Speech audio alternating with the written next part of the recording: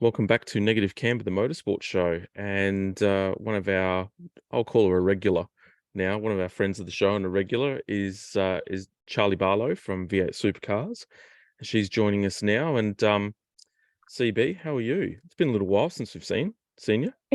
It has. Thank you so much for having me, Jamie. I think I was actually looking through my camera roll because I knew we took a selfie together Yep. and I knew it was Adelaide, but I didn't know the date. And then I looked and it was the 1st of December, 2022. So it feels Yeah. like I saw you yesterday in some parts, and then I feel like it's been a long time in others. But Yeah. I can't believe we're actually in March. I Yeah. can't believe it. But I'm sure I'm going to be saying that when we're in June and I'm standing in Darwin somewhere. But yeah, it's wonderful to be back.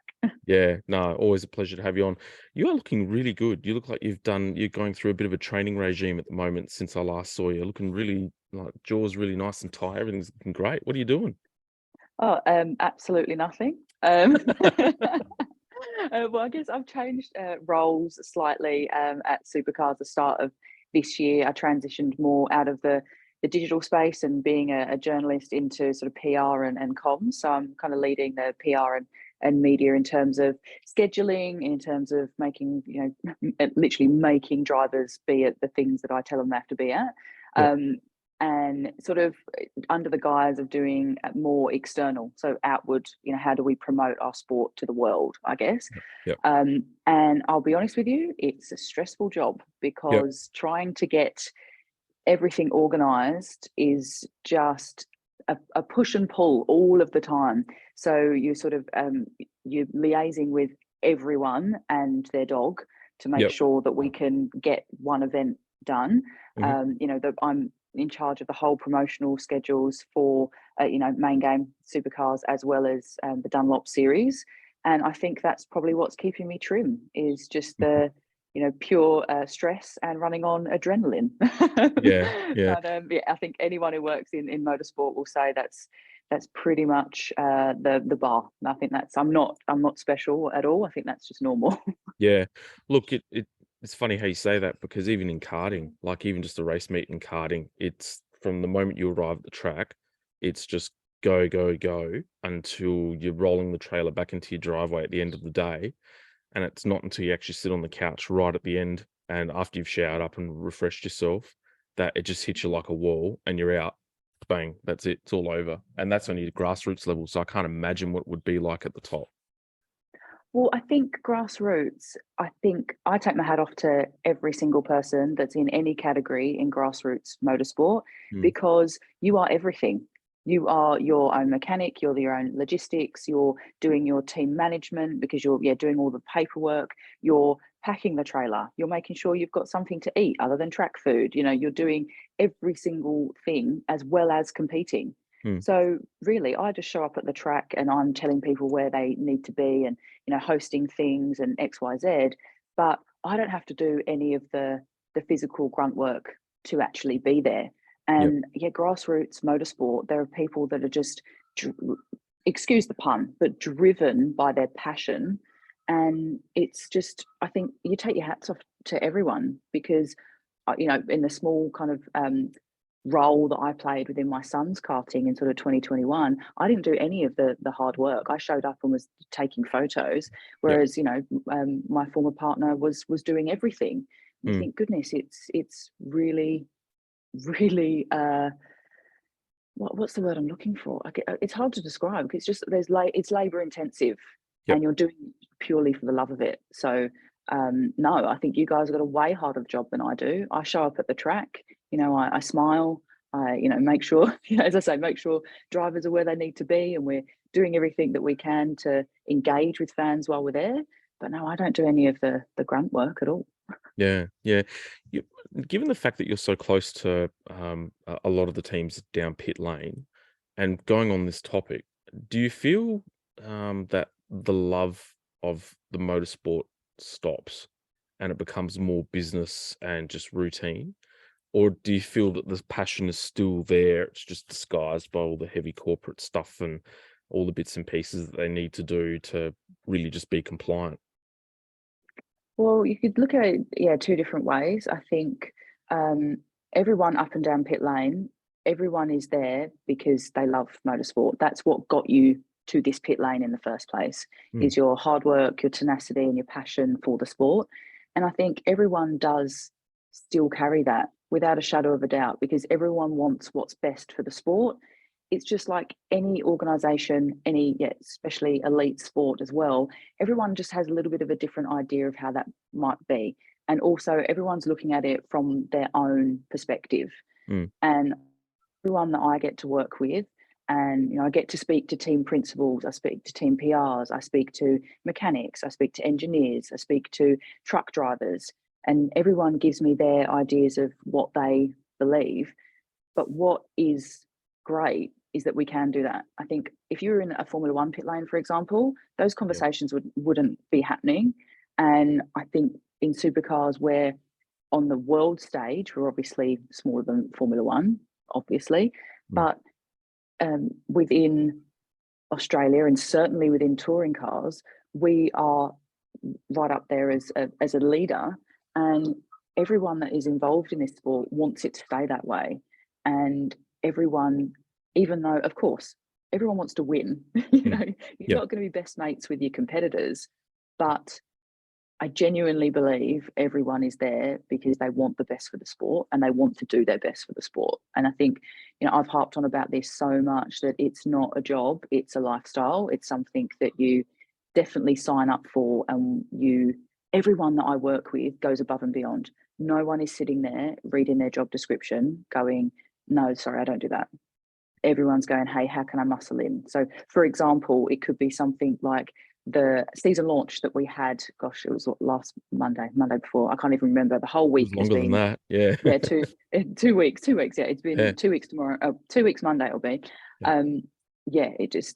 Oh my gosh, the whole couple of weeks has been a blur. But the end of the evening, we've got to push all the cars back. They're parked we're in the venue in Alexandria, and there was sort of two rooms. There was like the holding room where all the cars started, and they drove in to the main room, which is, oh my gosh, an incredible moment.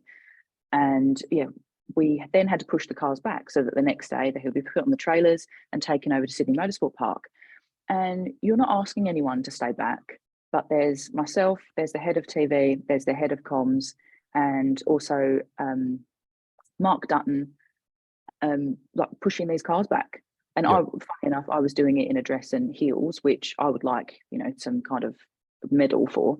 But that's good cred. That's fair dinkum. That's good cred. But they were making a joke. They're like, are you even pushing it? I thought, look, my hands are on it, so I'm going to say yes. All right, doesn't matter how much effort I'm putting in here. No, they're wonderful people. But it's no one says, oh, hey, can you stay back? People just do. And I think that's what's wonderful about our sport, and also why we're so well respected in other motorsport categories around the world.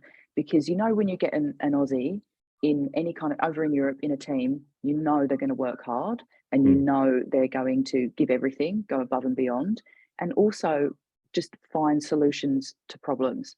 Like Aussies are just really good at that, at just going, okay, is what it is, let's move forward, let's find a way through. I hear that all the time in pit lane, and it's a credit to everyone. It certainly is. Yeah. Look, there's no doubt about it. They've had to have this, and it's probably been like that for the series for a long time, whereas there's been this real camaraderie and what's good for the sport.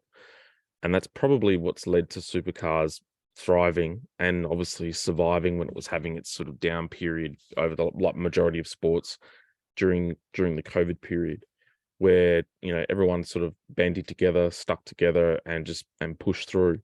And if anything, it probably kind of galvanized the majority of the pit lane. So and that's the feel that I got even when we caught up at the 500, was that irrespective of the color or the badge, and the badge has probably become less relevant these days. It might sort of reignite itself again, but it was people catching up all the way up and down through pit lane. Hey, how you going? What do you need? All that sort of stuff, which was really cool to see, because there's no way that, as you've seen in Drive to Survive in the latest season, there's no way that they'd be handouts and at that level, which is like top echelon. But listening to a podcast recently called Stories of Super Touring. So it's a new podcast that's come out from the UK, which talks about the super touring era, peak super touring era. And yeah, like they still talk about, they've mentioned about the V8 Supercar series as because some of the drivers have crossed over time, and it's still to this day revered as the premier probably touring car series in the world, and even back then. So we should be, I think we should be proud and probably grateful that the series is what it is, to be honest. I think a lot of people, especially the keyboard warriors, really take the mickey out of it and need to take a step back and say, well, imagine what you'd have if it was gone.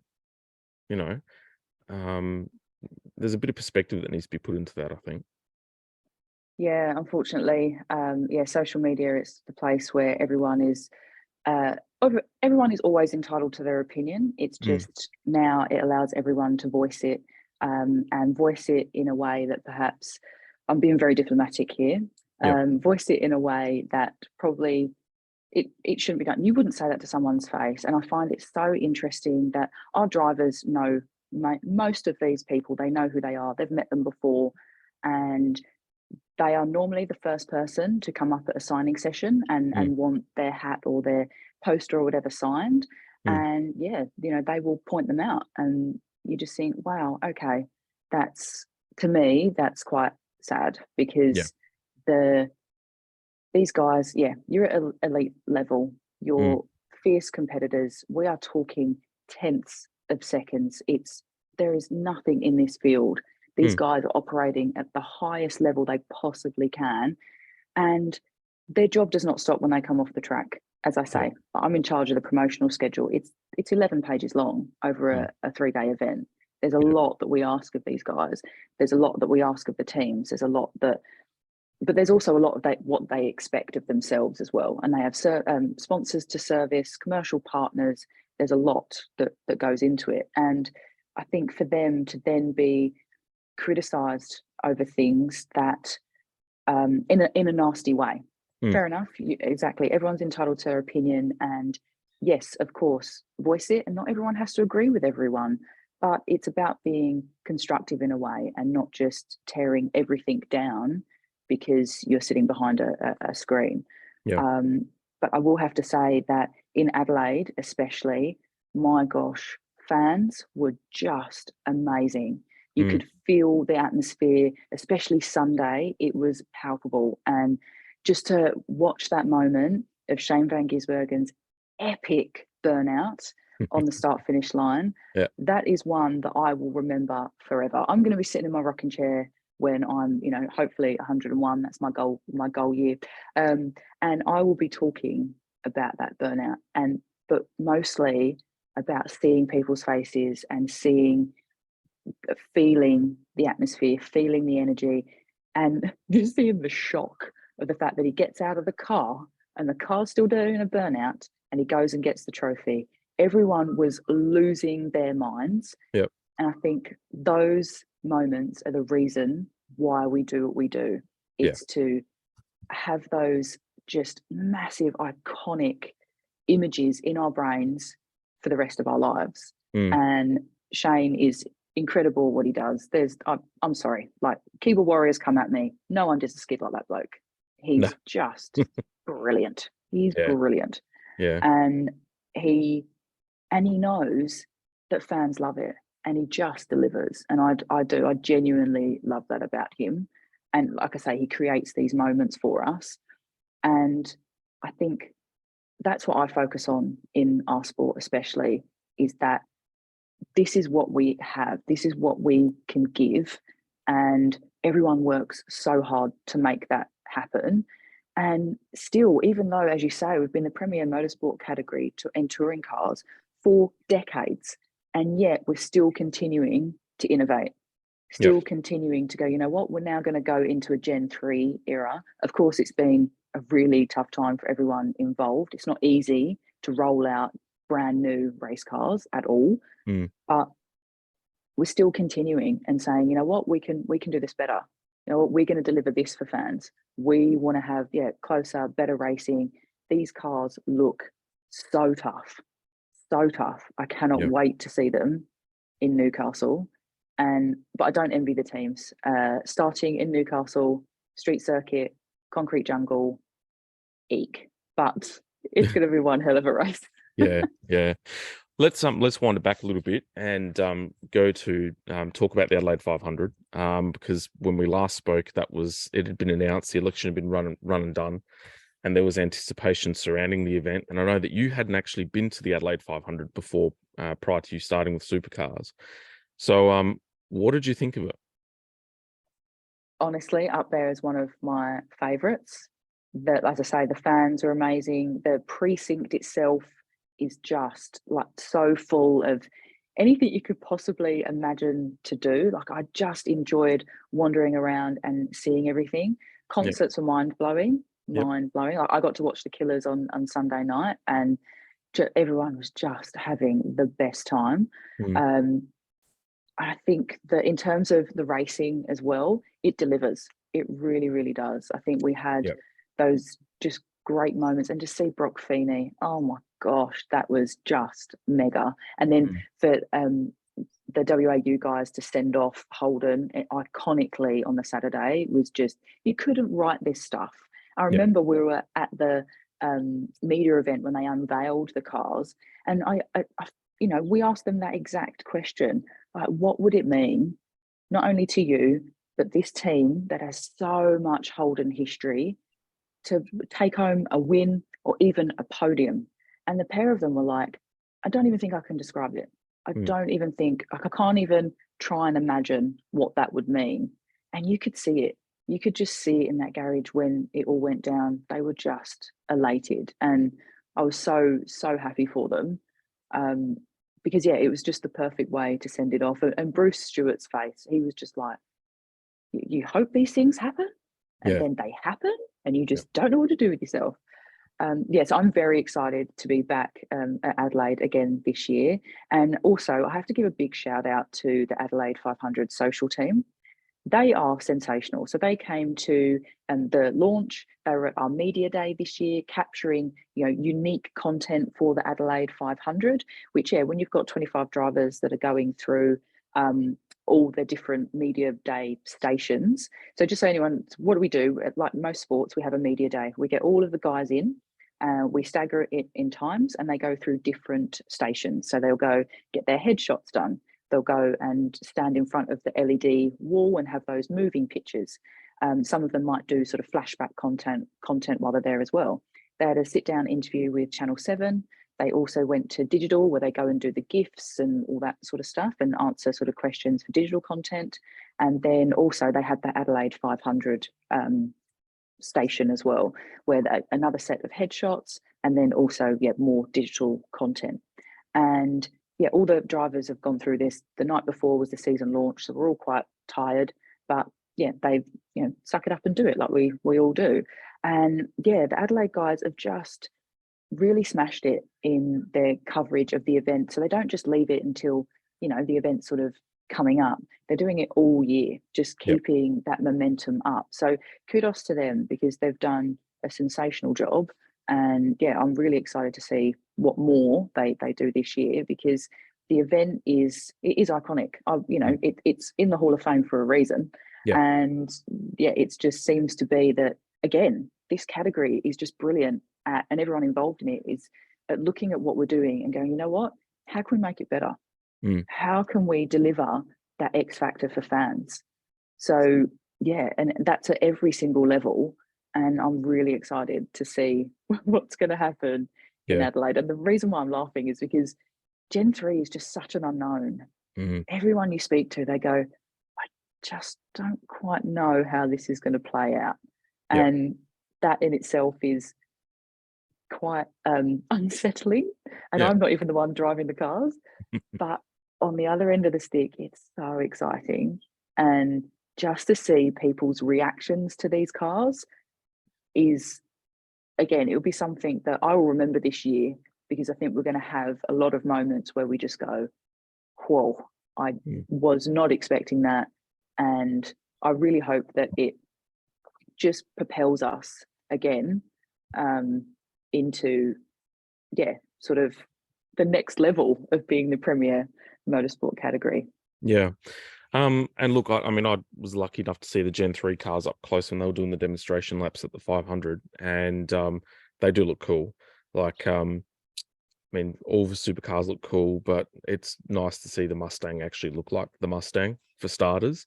But nah, kudos to not only the teams, even just how they've presented the cars this year. I mean, they all look great. It's hard to actually pinpoint which one would be the standout in terms of like the best livery or the best presented, because they're all brand spanking new. They're not rehashed cars of like what they've had to use over the last couple of years because of the Gen 3 development. But the Adelaide 500 itself, for me, it was good. I knew straight away it was going to be a great event from the moment I walked through the gates, and you could see the infrastructure had stepped up tenfold compared to what it was. Even my last trip to that race was 2018, if I remember correctly. No, 2019, because they ran the race in 2020, and then you had COVID straight after that. But you could tell that it was tired. You could tell that the infrastructure had just been rehashed from stuff that had been there for years. And I'd even made the remark to you when I saw you in the pit lane that we were watching the 2020 race on Fox, and they were doing the Foxtel Classics for supercars.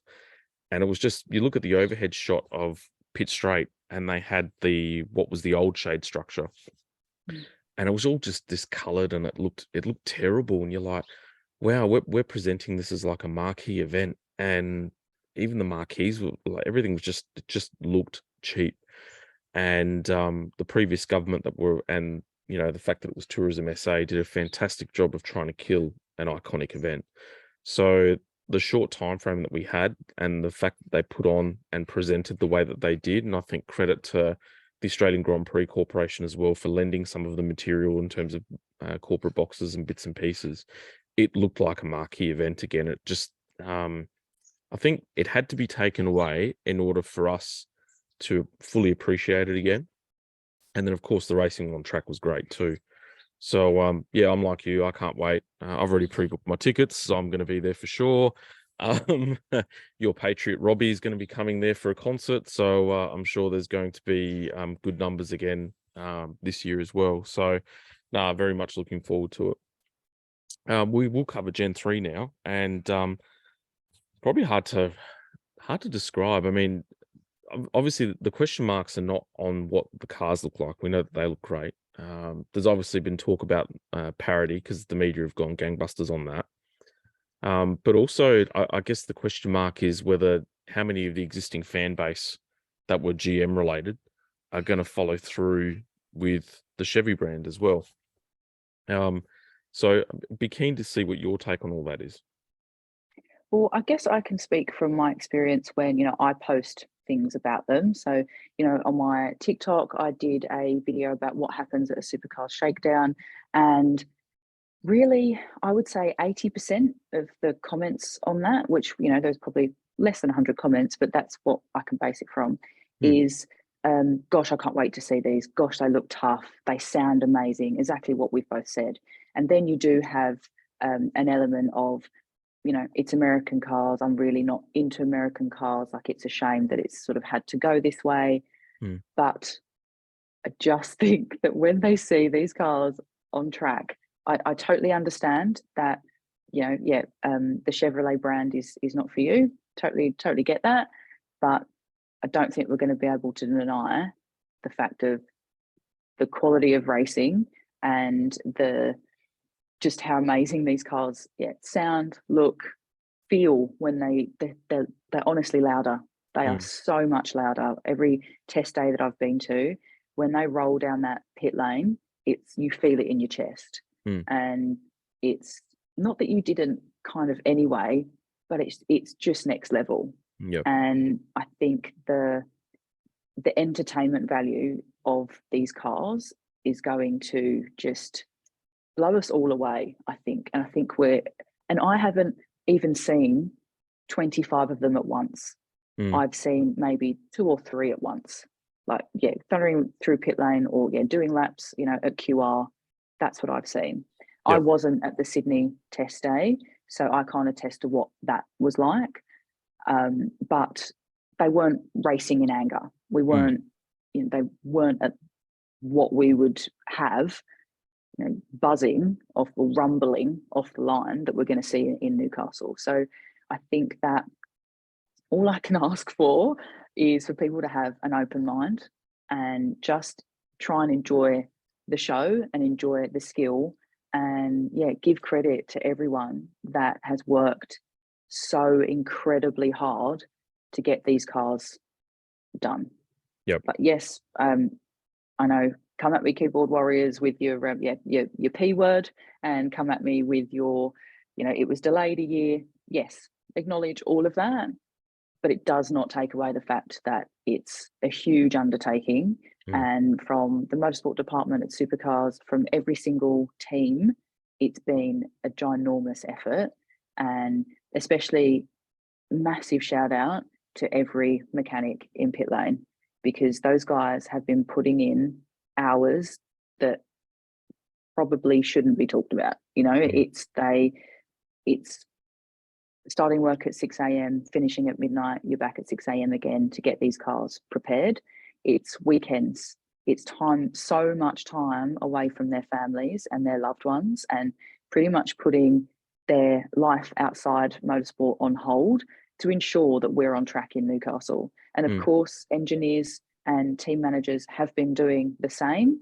But the mechanics, without them, we really would not be where we are. So I think that a massive acknowledgement to their hard work and their massive dedication.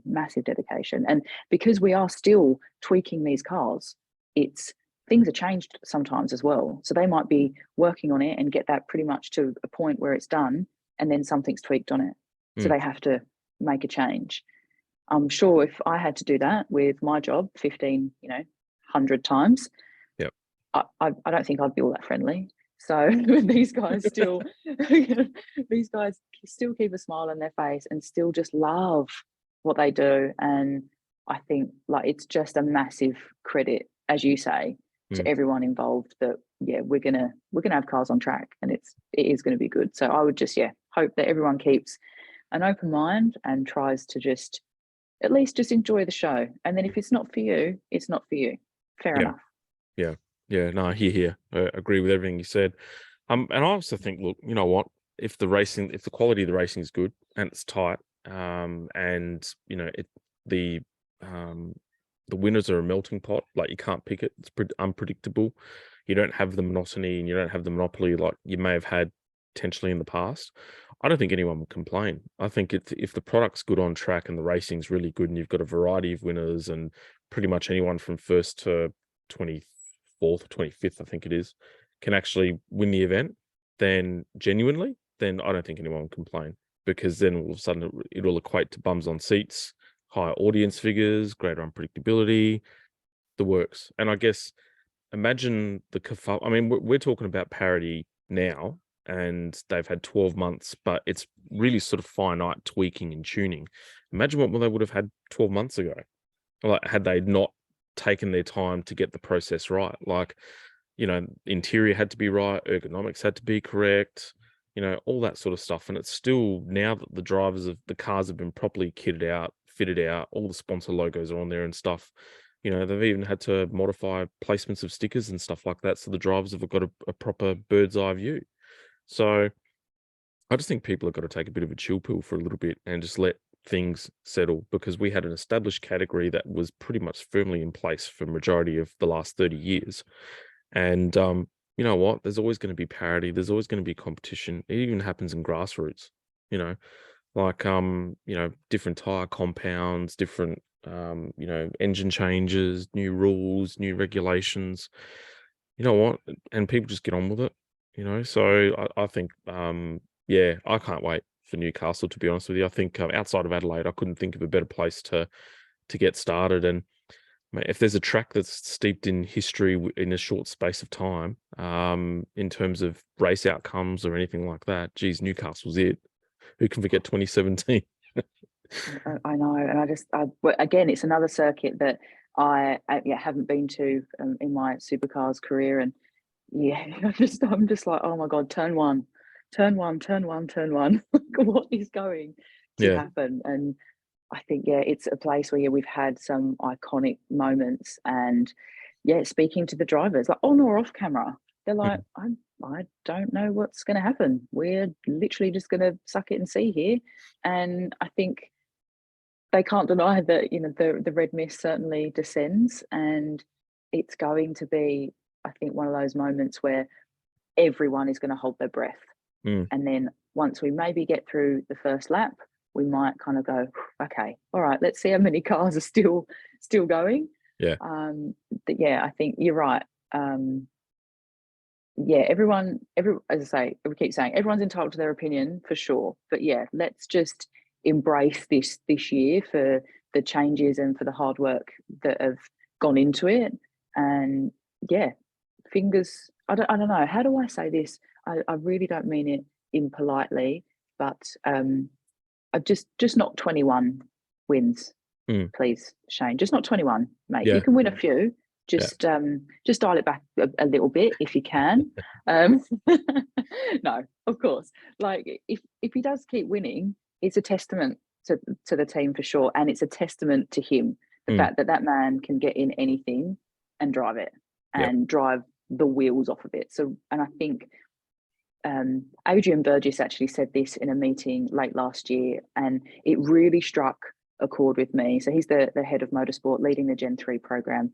And we were in a town hall. So it's all of us together, and we're zooming to the Sydney office because I'm on the Gold Coast office. And he said that, in his time in Formula One, he got to witness Senna just for a short amount of time, but got to be there and, work in the team and see how he operated. And he said he probably didn't appreciate enough that he was in the presence of true greatness and a true icon and idol of the sport that was doing things that other people just couldn't do, but couldn't do. So he said that we have a front row seat to the best years of Shane van Gisbergen, and Ford fan, Camaro fan. I nearly said Holden then, damn it. That's all right. Leigh did it last week in the show. You're all good. It's going to take a while. We've only been talking about it for a few years, but anyway. Fan, non-fan, however, just to have a front row seat to witness Shane and what he's doing in this sport is something that I know that I'm going to make sure I appreciate. And because I would do the same if it was, Lewis Hamilton, for example. Again, non-fan or a fan, you have to appreciate what he's done. We've had Jamie Whincup, we've had Craig Lowndes, we've had these icons of our sport, but I get to have a front row seat. And I'm so grateful for that. But it's something that we all need to acknowledge, that we have someone who can win 21 races in a season. And as much as a sport, I don't want the season already done and dusted by the Goldie when we've got a round to go. Of course I don't. I want it to go down to the wire. I want it to be, a ding-dong battle to the very end. But you just can't take away from the fact that he's going to be someone that we talk about, and someone that is going to set the bar that other ones are going to have to rise to. And he should be commended for it. Yeah, absolutely. Before we wrap up, let's do a bit of a look in Charlie's crystal ball, and let's think of we'll do Newcastle first. So, and look, it's so hard to predict because there's no form line really, and to compare Eastern Creek to Newcastle between testing and parity and stuff like that's just chalk and cheese. Who do you think will take out Newcastle? And let's put it now in writing or on video. Who do you think will take out the driver's title this year?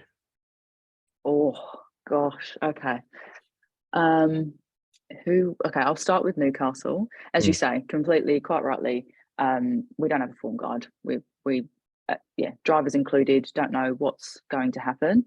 And this is my third season in Supercars. I'm by no means an expert, and I can't pull out every single stat or, past win or anything along those lines. So maybe you want to take my predictions with a pinch of salt. However, I will say who is looking really strong, and through the testing that I've witnessed at QR, I'm thinking that Matt Stone Racing are going to do quite well.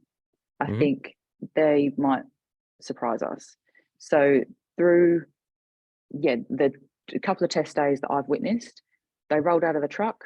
The cars were fine the entire time. They weren't under them, pulling things off, putting things back on. It was very, very smooth. So they seem extremely confident in the cars that they have. Yep. And I think that those two guys, they're both in such good places. I think we're going to see something really quite great from them. Mhm. The BJR cars as well, I think they're all performing really well. Andre, of course, was a pace setter in Sydney. I know that doesn't carry across, but I think there is something with his sports sedans background, especially. I think Andre is really going to take to these cars so well. So I'm intrigued. I'll be keeping an eye on Andre. And of course, we can never discount the bulls. You can't. Speaking to people after Sydney Motorsport Park, they Yeah. were like, "Oh yeah, we were sandbagging. Well, there's more in it. We were just not letting everyone see what we had."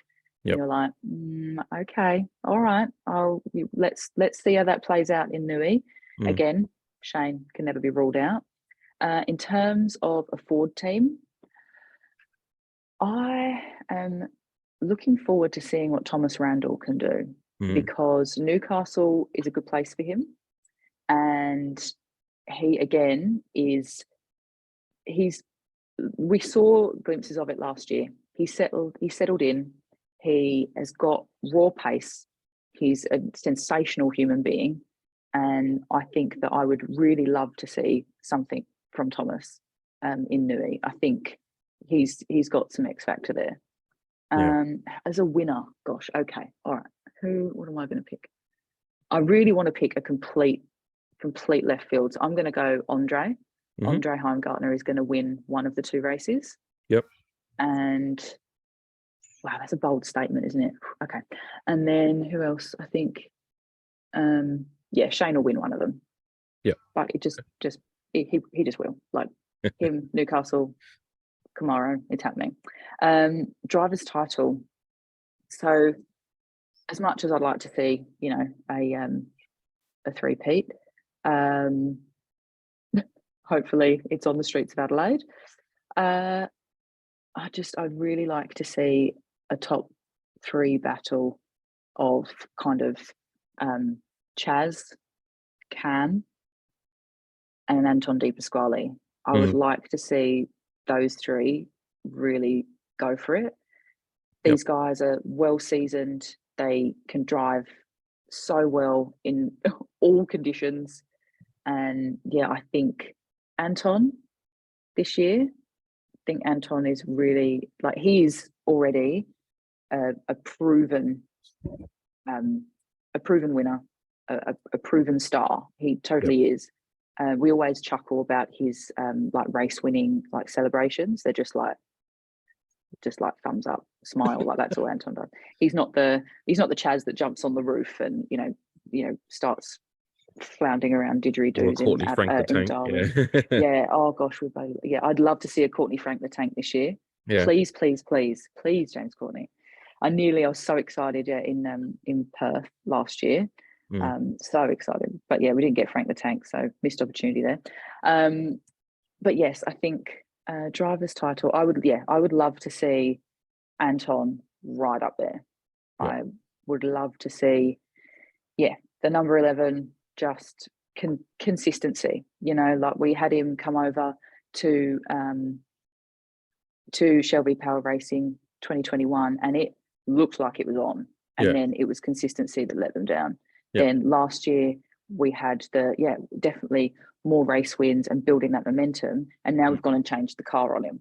Yep. But I think just pure talent, understanding of the cars. Yes, they are one of the homologation teams, but in test days, they are still pulling things off and putting like intensive things, still putting the car on the patch kind of thing. Yep. So it'll be interesting to see how they roll out of the truck in Newcastle. I think that will be a key storyline of how are they going to be. But I would love to see Anton up there. I think he is the makings of a champion, and I think Yeah. we should, close eye on him. Okay. All right. Interesting. It makes sense too. It's logical. Me, Newcastle, oh, a Red Bull car will certainly take one. But I think Brock had the breakthrough in Adelaide. So far, if you want to base 12-hour form and testing form, he's had the wood on Shane. So I think Brock Feeney will be up there. I think Will Davison will be up there. I think he's very, very keen. I mean, I don't know Will personally as such. Love to, but if I had to, knowing Will in terms of what he's like over the course of his racing career, he would have taken what happened at Adelaide, considering he had pace, probably with him as a chip on his shoulder over the whole off season, despite the good news with the with Bubs on the way. And I think he will be keen to atone and get off to a good start at Newcastle to kind of lay that ghost to bed. And you won't really do it until you get back to Adelaide, but it's good to just not end the year on a bad note like he did last year and then carry that momentum through. You just want to get off to a pretty solid start. So I'd say WD will be up there. And I think maybe a Smoky. I can't pick one at the moment, but I will. Todd Hazelwood with BRT. If cars look good, and I love Toddy's car, then I think him being in a single car team and having Miracle on there on the tools with him, I think I've already offered to Todd Italian translating services, so that that'll help. Hopefully that he takes up that offer, but it's still there, Toddy, if you're listening. And I think he'll be up there as a Smoky as well. And then championship, oh god, look, I think hard to go past the big three, Giz, Waters, and Chaz. But I think it's time for ADP as well. He's got to step up. He's been in the system now at Shell V Power for long enough to know how it all works.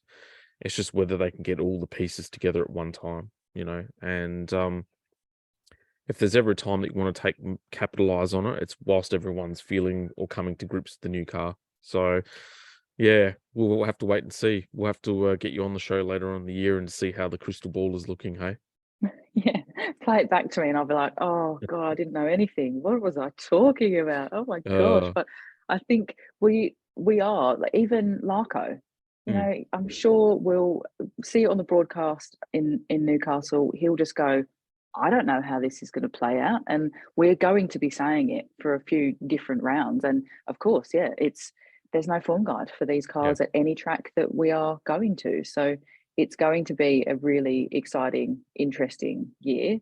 I agree with you. I think we're going to see some smokies throughout the year, and that's going to be fantastic. And I would love to see Todd at Sydney Motorsport Park. Come on, Toddy, you can do it, mate. He was fast in testing there, so I think he was top of the Fords. So I think he can do something really sensational this year. And Todd is just a wonderful guy, wonderful talent. Like, he knows how much I adore him. So and his mum, I absolutely love Sharon to bits.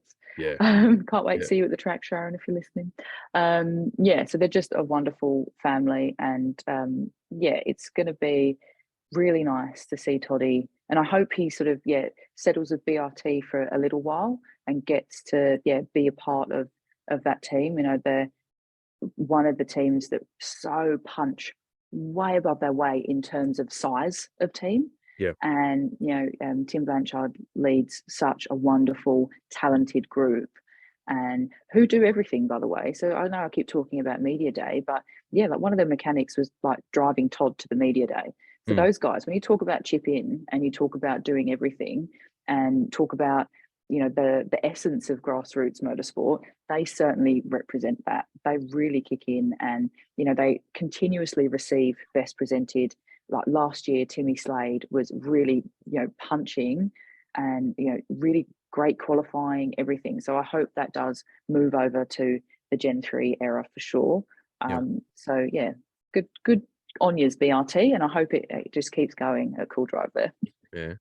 Charlie, it's wonderful to have you on as always. And we'll probably look forward to having you as a bit of a regular on the show moving forward. Toddy's one as well.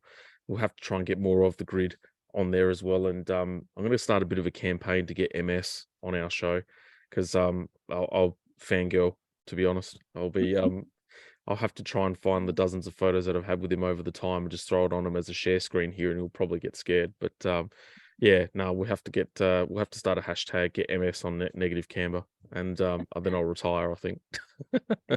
Well, he will love that if you show him all the photos that you've had together over the years. Like, yeah, if there's someone who appreciates the history of this sport, it is Mark Scaife for Yeah. sure. And the fans that have stuck with him and with the sport for so long.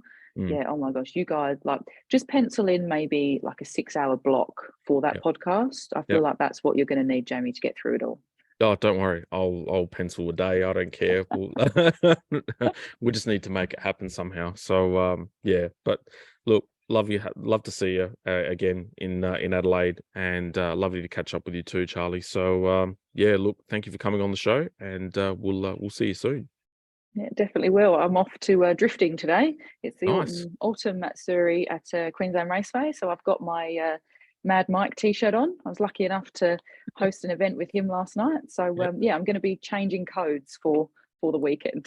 Oh, good on you. I'm as I was saying before the interview, and apologies to the listeners that have heard birds and stuff in the background, but I'm in a holiday house at the moment for a getaway with the family for the weekend, and I'm overlooking the balcony and I see nothing but countryside and then the coast, literally as I look to my right. So yeah, God country out here at the moment. It's not a bad place to work. So I can imagine what this place would have been like when we were all isolated. It was great. Yeah, gosh, we live hard lives, don't we? You know, me, I Yeah. live at racetracks. You're out in the country. Yeah. Yeah, tough for us. We're Tough battlers. gig. Yeah. Catch up with you soon. Good to have you on the show. Thanks so much.